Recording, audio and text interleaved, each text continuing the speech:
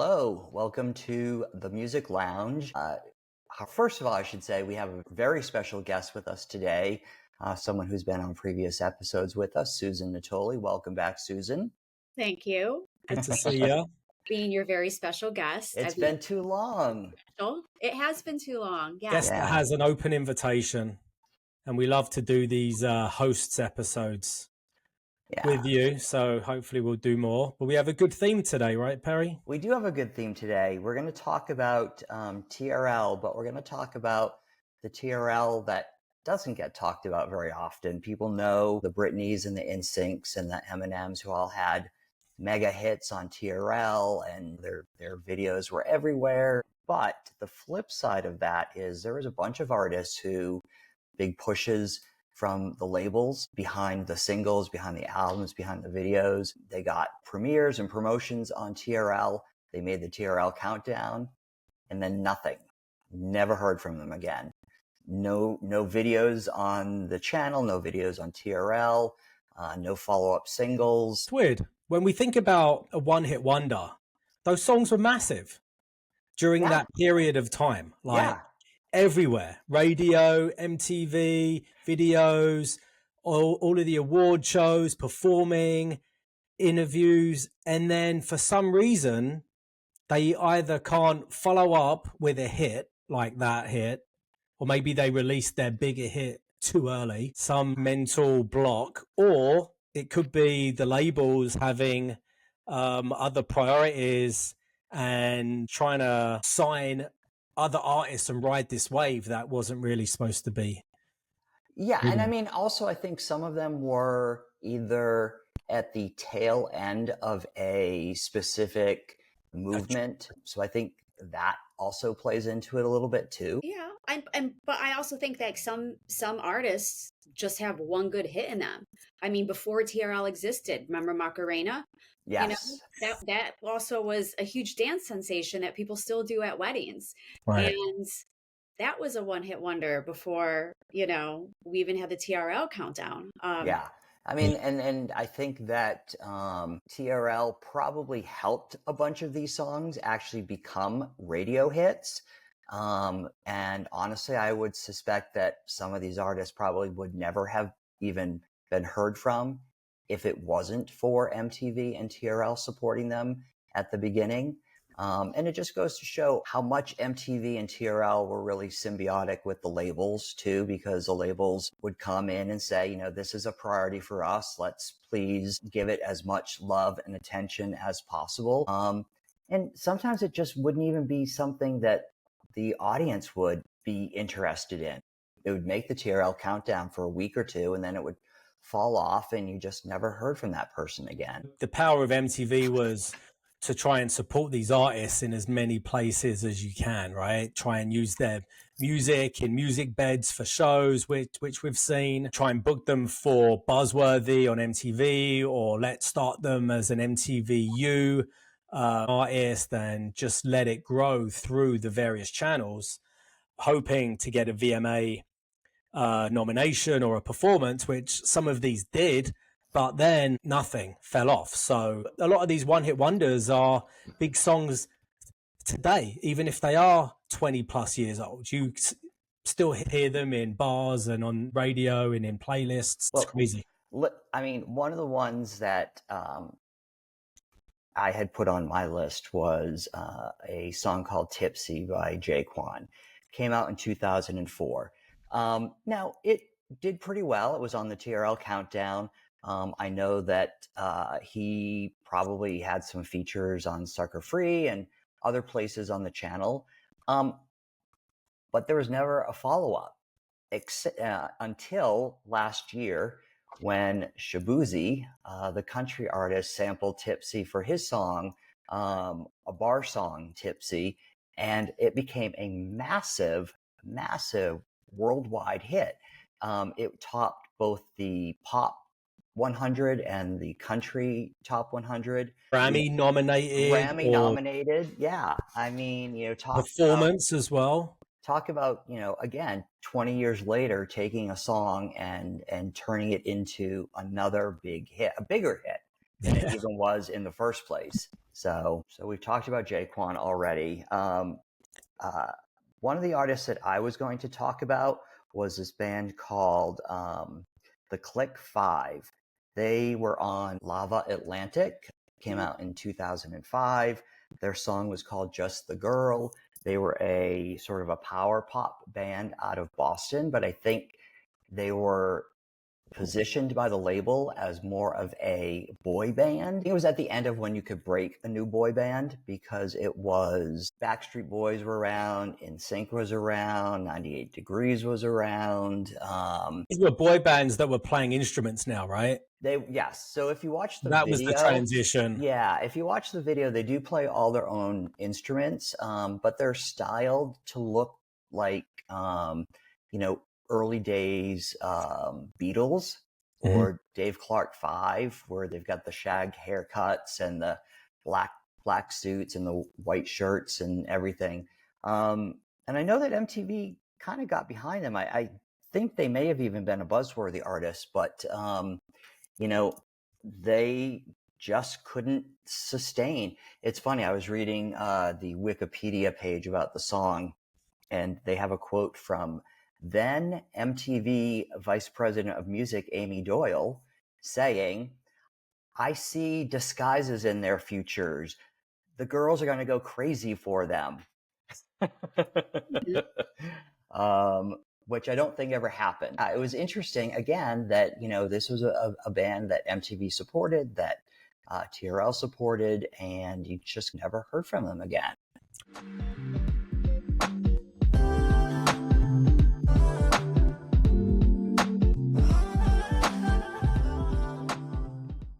Sometimes in the music department, we would make decisions based on radio charts and radio play.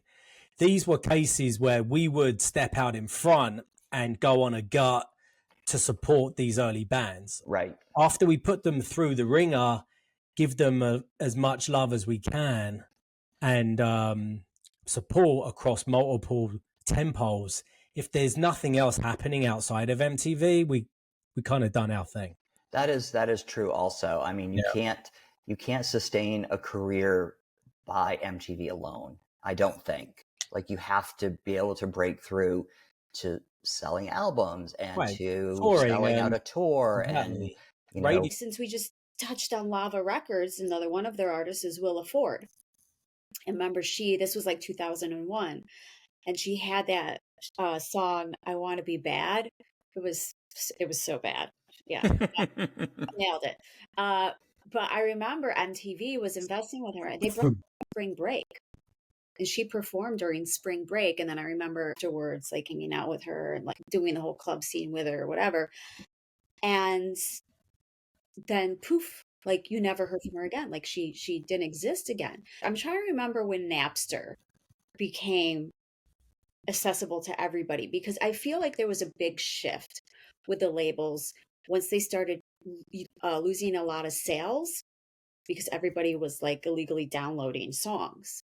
Right. So without making that money, they didn't have the money to develop artists like they used to. And I personally believe because of that, there were more one-hit wonders on the scene than there were, you know, the bands that had a sustainable career. Yeah. And so I remember Willa clearly just from Spring Break. And I remember the label pushing her hard.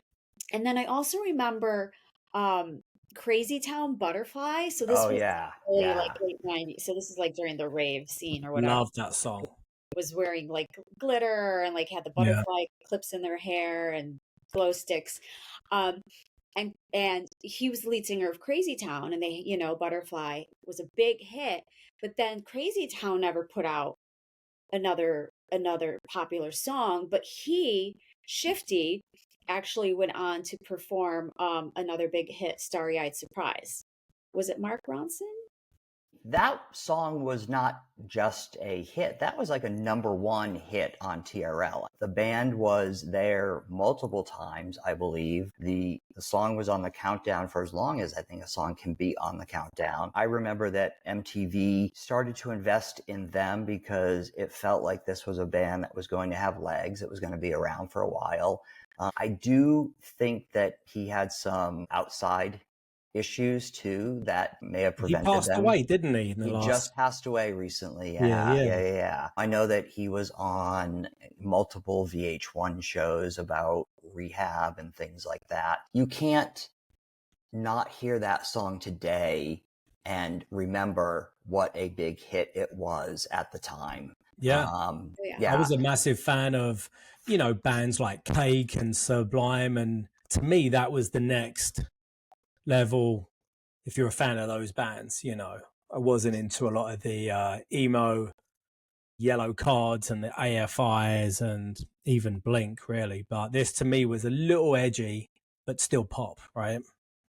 And there was actually, talking about emo pop bands, there was another band called American Hi-Fi that had a song called Flavor of the Week. When I would talk to labels about their artists, and a lot of them had band names that were like 4 and 5 words, like Panic at the Disco or Jimmy Eat World. So in my notebook, everything was abbreviated. So I always had like this list of bands that I was talking to labels about. And for American Hi-Fi, it was AHF.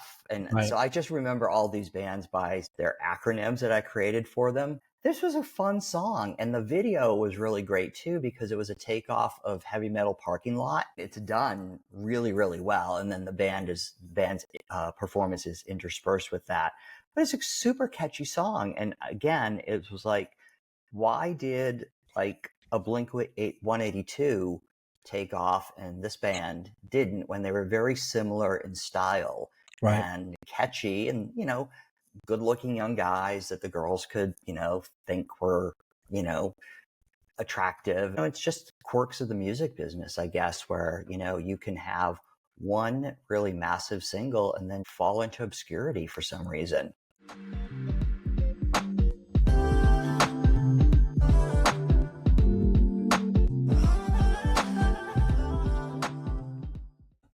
I was a big fan of a lot of the early 2000s alt rock. There was the wave of the Strokes, the White Stripes, the Vines, the Hives from the UK, the Arctic Monkeys. A little later, the Vines were almost like a new age Nirvana, very like raw and screamy, alternative. They were from Australia.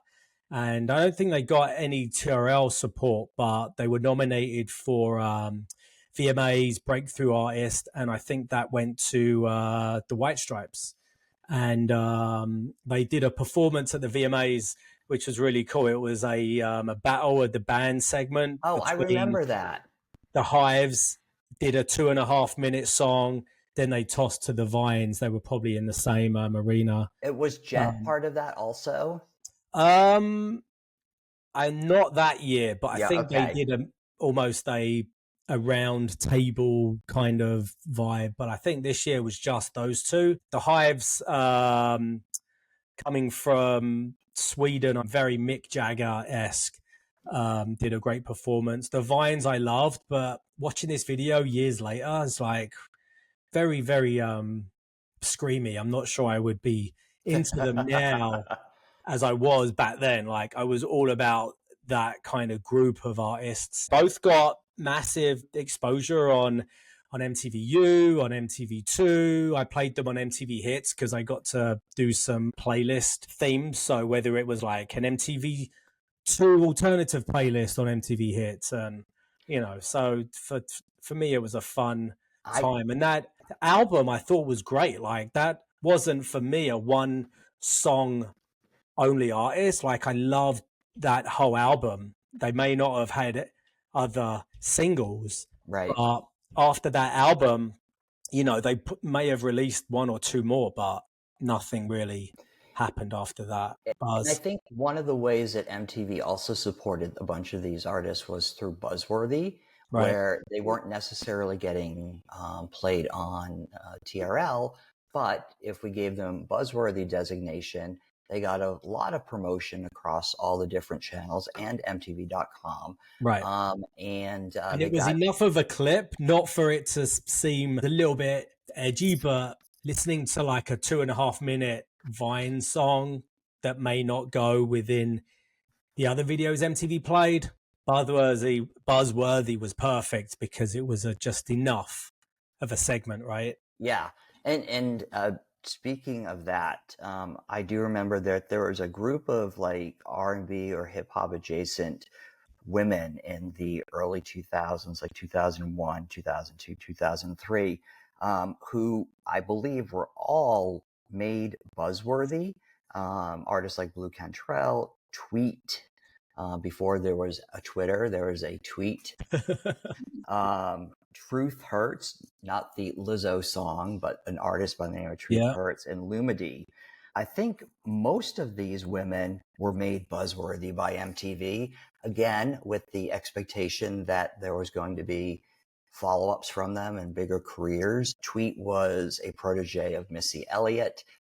So Missy was on her first single. And then just nothing ever These were great happened. songs. I think they came too late. These would have been great mid-90s songs. They would have had a good 5-year span. You look at Blue Cantrell. To me, that's got Mary J vibes, you know. And I think it's probably a little late. Well, that whole R&B sound too was really overshadowed by the pop of the Britneys, or even the pop leaning of a Destiny's Child. Right. You know, it was difficult for any female artist in that genre to really break through because there really wasn't a place for it at that time.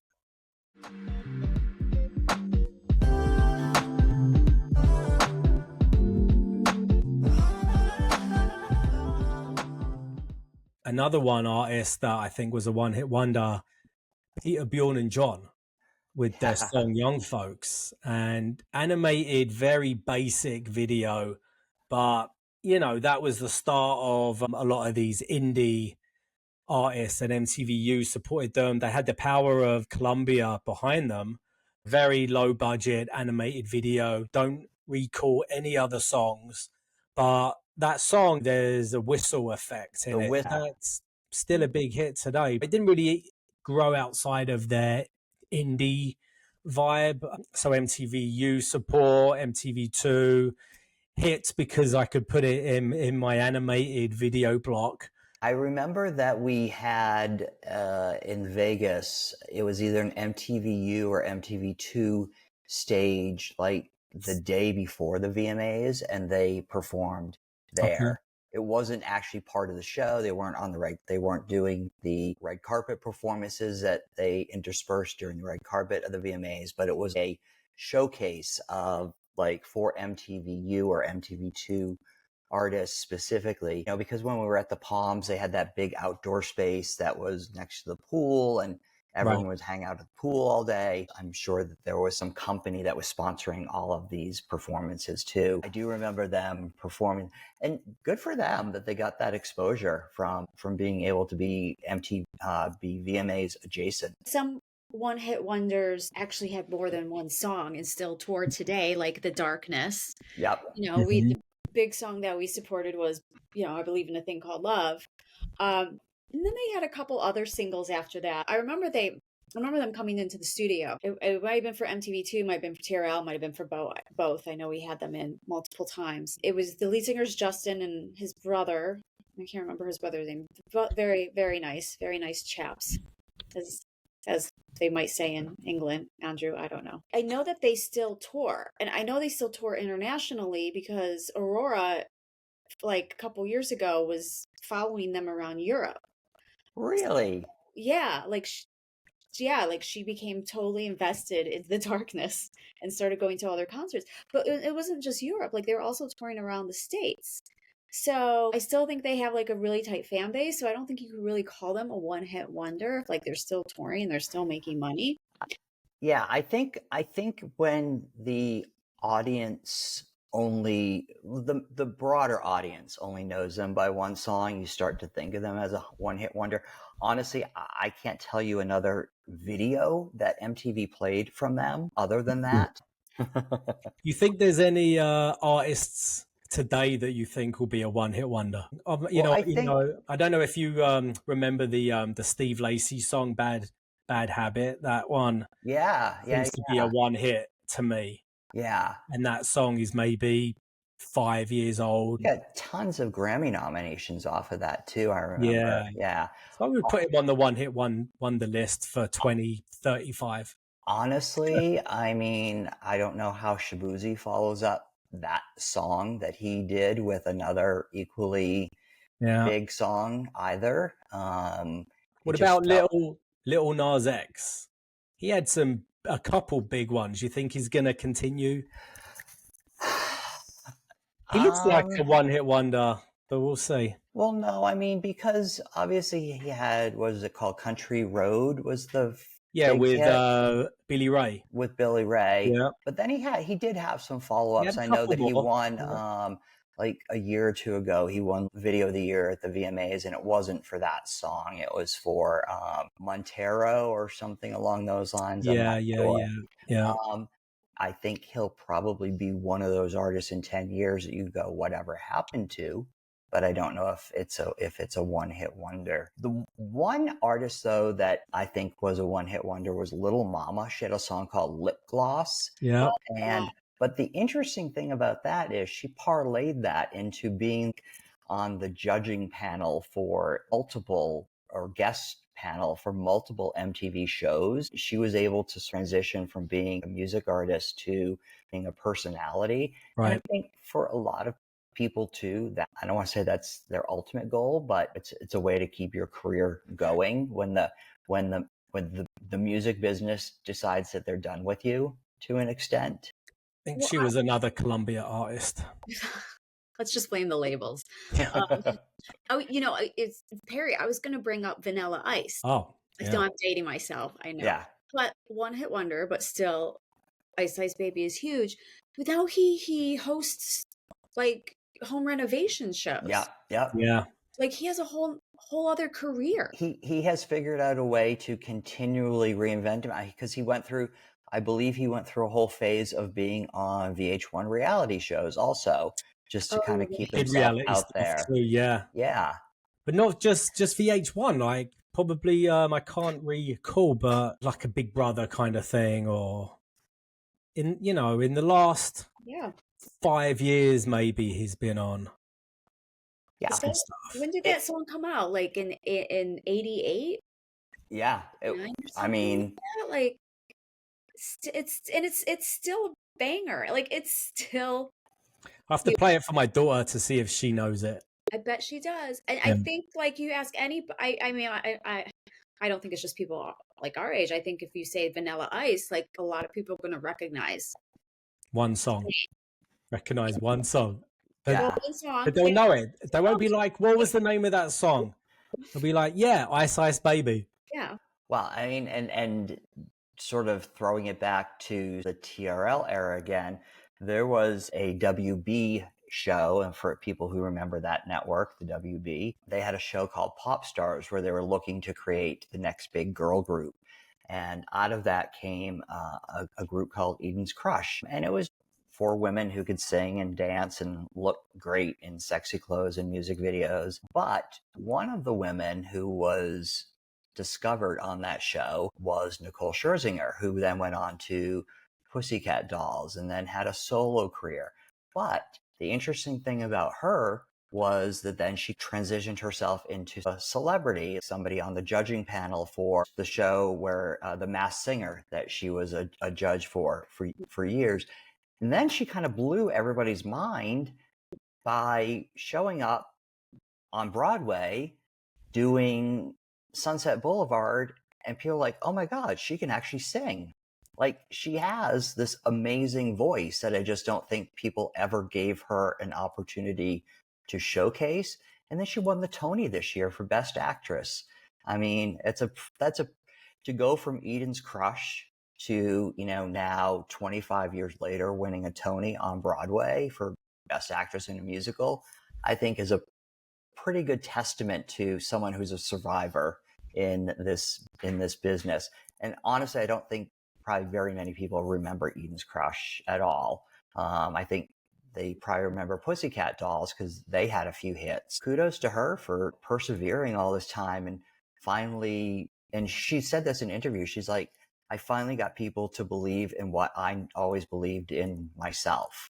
Like she's like, I always knew I could do it. I just needed somebody else to see that in me also. And, good for her.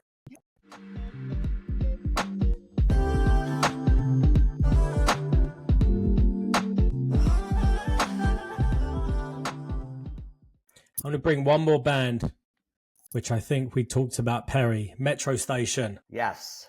With the song Shake It. And yes, this was a Cyrus brother. Yep. And I believe MTV really went all out for this. Didn't they have a soundtrack, or the Shake It was used a lot in some shows, right? Do you remember? I mean, it's such a super catchy song. I think it became a popular song in and of itself. I don't think it was necessarily the Cyrus connection that actually made the song or made the band popular. They never followed up with anything. And I don't know if it's because there was personnel issues. I don't know if it was a label thing. I don't know if it was they just didn't another have the Columbia songs. artist. Another, yeah. Had a lot of one-hit wonders. Yeah. We're not picking on you, Columbia. Yeah. Love you. They toured with bands like Cobra Starship that MTV supported, and All Time Low back in the day. They really put themselves in a good group of artists that were buzzing at that point. But I think ultimately too is that there's so much music that is out there, seeing it in the streaming age too, where some bands have 500 streams of a single on their Spotify. There's only so much space for so many people to rise to the top. Like at some point, the funnel gets smaller and smaller and smaller as far as the ability to reach multiple fans or for people to continue to be a fan of yours.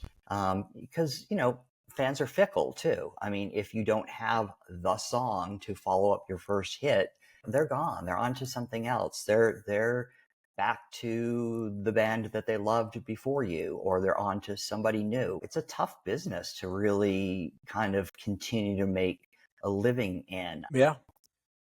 Agreed. Yeah. Yeah. And that goes for executives in media as well. That is true. That is Always true. have to reinvent yourself. Everything, like technology has really changed everything, and we have to continue to evolve along with it, and it changes so rapidly.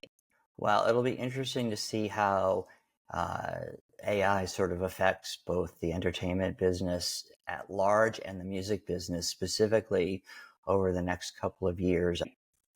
There's definitely going to be a need for executives who know what they're doing, but AI is also going to have a huge impact and imprint on the music business going forward. Yeah, we shall see. And it's a good thing that it didn't exist when we were working at MTV. I felt it was an era that was more organic. Yes, there was always deals that were put into place that we weren't at the level to know about. But I still think that a good song could rise to the top. It might not be followed by another good song. As we just discussed, a lot of this music that we just talked about, not everything, but many of these songs are still known today. You could hear Butterfly and you're like, oh my God, that's Crazy Town. Like, it. Yeah. Like all off it the takes top of your is head. one influencer to do a dance to Metro Station Shake It, and that song is back bigger than before. And I mean, that's the both the beauty of TikTok and sort of the craziness of it too, I think, is that things can go viral so Yeah. fast. During COVID, labels were signing bands or artists based on their TikTok popularity, signing them, and then realizing these artists don't have any clue on how to present themselves, no media training. Yeah, absolutely. Yeah. Well, guys, I think that was good, short and sweet. Yep. We'll put together a little playlist which you can hit somewhere here. Yeah. So, And well, please rate, review, like, and share the podcast so that we can get more viewers, listeners. Thank you again, Susan, for joining us today. We appreciate it. It's been a pleasure as always. we'll see you soon. So, Okay. thank you. Bye, guys. Bye.